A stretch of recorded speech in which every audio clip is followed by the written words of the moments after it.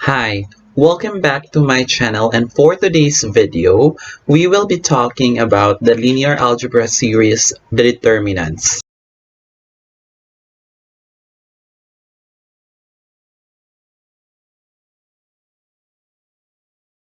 I'm sorry if I don't have a plant with me right now, but just so you know, I have one of my collections of my plants, which is the Monstera, and you might want to check down here.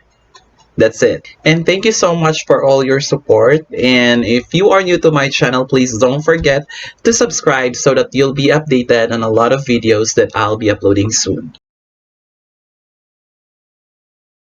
So in order for us to understand determinants, we will start first discussing what a permutation is. So basically, when we say about a permutation, we consider a positive integer n here, and we define the set here.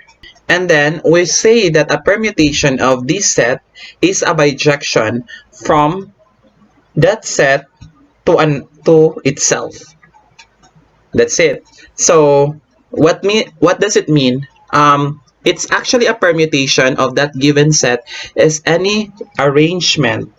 So your set here is actually arrangement with I1 up to IN, where of course your I1 to IN are elements of this set, and of course there are no repetitions. So let's say, for example, let's say we have this mapping from N3 to N3, and defined by sending 1 sending to 3, 2 sending to 1, and 3 sending to 2. So basically, this permutation can be viewed as arrangement 3, 1, 2. That's it.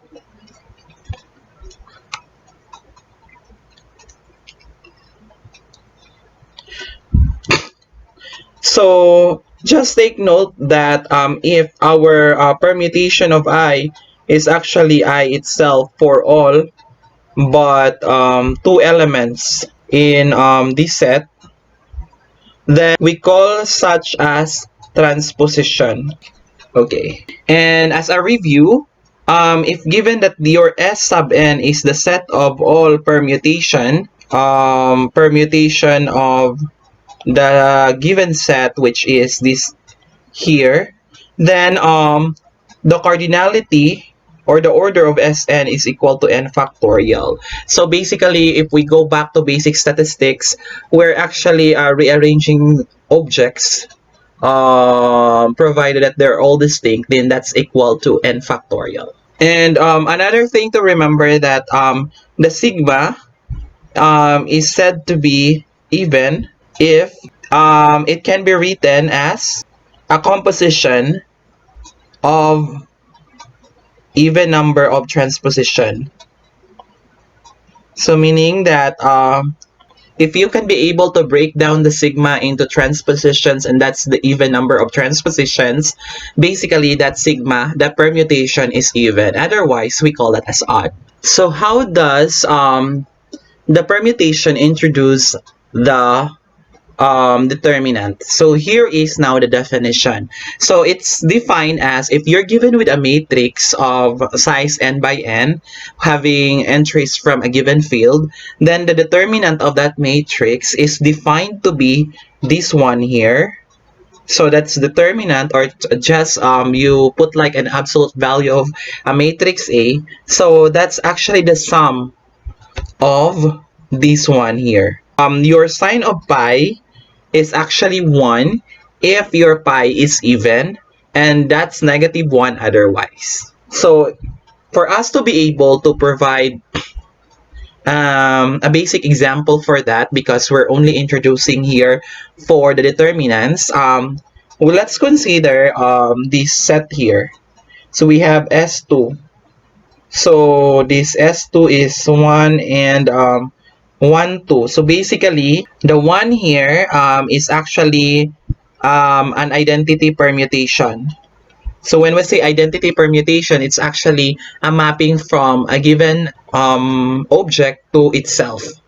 And this 1, 2 here is actually a permutation on the set 1, 2, sending 1 to 2 and 2 to 1.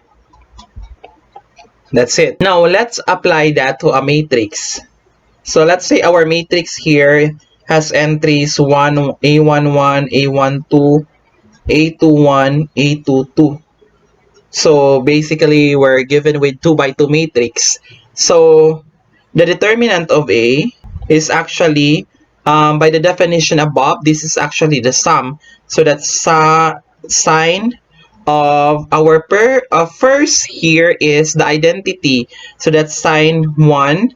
And that's technically A1, 1, A2, 2. And that's plus 1, 2. And that's A2, 1, A2, 2. So this is positive because this is an identity. So that's positive. So you have A1, 1, A2, 2. And this is minus here. So you have A2, 1, A2, 2. Okay, technically because 1, 2 is already a transposition, so therefore it's an add transposition. So therefore, since it is an add, this becomes minus here. So if you notice, this is actually the determinant here for the matrix A. So we will consider a remark for that. The remark says that if your A here is a diagonal matrix, or let's say a triangular matrix, then automatically the determinant of A is the product of diagonal entries. Why? Because for the diagonal, so the only non-zero entries is this one, the rest is 0. So automatically the product of this diagonal is actually the determinant of that given matrix. Similarly, if you have the triangular matrix, let's say it's an upper triangular, so everything here is 0, these is arbitrary entries, then automatically this is the same as just the product. So first to remember when we're dealing with determinants is that if a matrix A has 0 row, so meaning to say that if you have a matrix here and one of these entry here row here I mean is 0, automatically the determinant of A is 0. So let's double check. Let's consider only 2 by 2. So you have A11, A12, and A22 to 1, rather A22.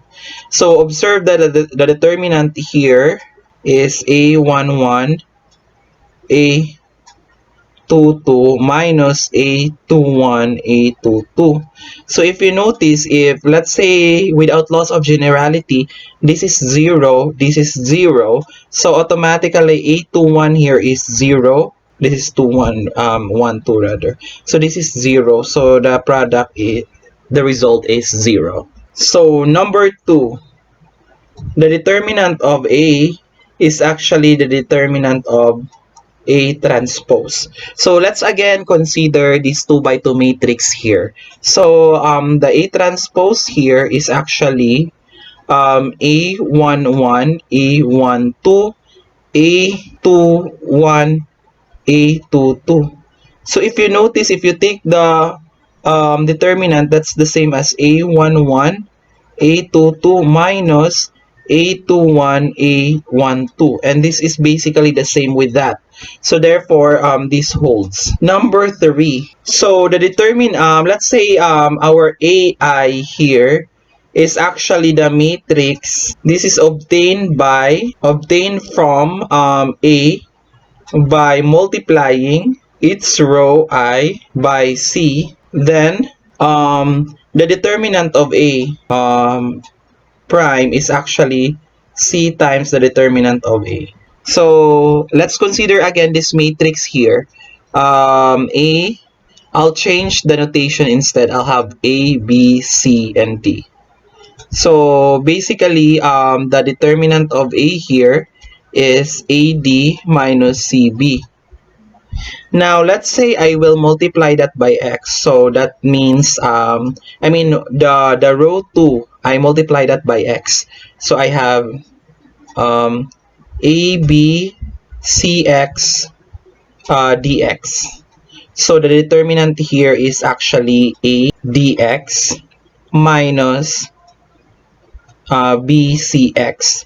And if I take down x here, so I have ad, or I factor out x, and this is basically the determinant of a. That's it. So let's consider here. Let's say we have this one here. This is defined as the matrix obtained from A by interchanging any two rows of A. Then, determinant of A prime is actually the negative determinant of A. So, let's consider this again. We have our A prime here. This is, if we interchange, we have CD and AB. So, basically, the determinant of A prime is CB minus AD. Okay, and also I can rewrite this as um, negative of AD minus CB, and this is actually determinant of A. So that is actually the message of number 4. Before we end up this video, we will be having one final theorem. So this theorem would actually open up a lot of discussions, which I will be providing on the next video for the linear algebra series. So the theorem says here that if you're given with a square matrix, then that square matrix is non-singular if and only if the determinant is not 0. So how do we prove on that? Remember that A here can be written as ER to E1 R. So that means it can be written as a product of elementary matrices. So your AI here are elementary matrices, and your R here is the reduced row echelon form. So if you might want to review what elementary matrices and reduced row echelon form are, then you might want to check on this video I have provided before. Okay. So if this A can be written as product of elementary matrices and this reduced row echelon form, then I can take the determinant both sides. So I have determinant of A, and then I would have determinant of ER up until times the determinant of E1 times the determinant of R. So you might be wondering that the determinant of the product is actually the product of determinant. This is actually one correspondence of the determinants from the definition. And so from analysis on the remark I have provided earlier, the determinant of EI, so that means that the determinant of elementary matrices is not 0. This is of course for all I, so that's for all elementary matrix. So let's double check on the remaining R. So if A is singular, what does it imply?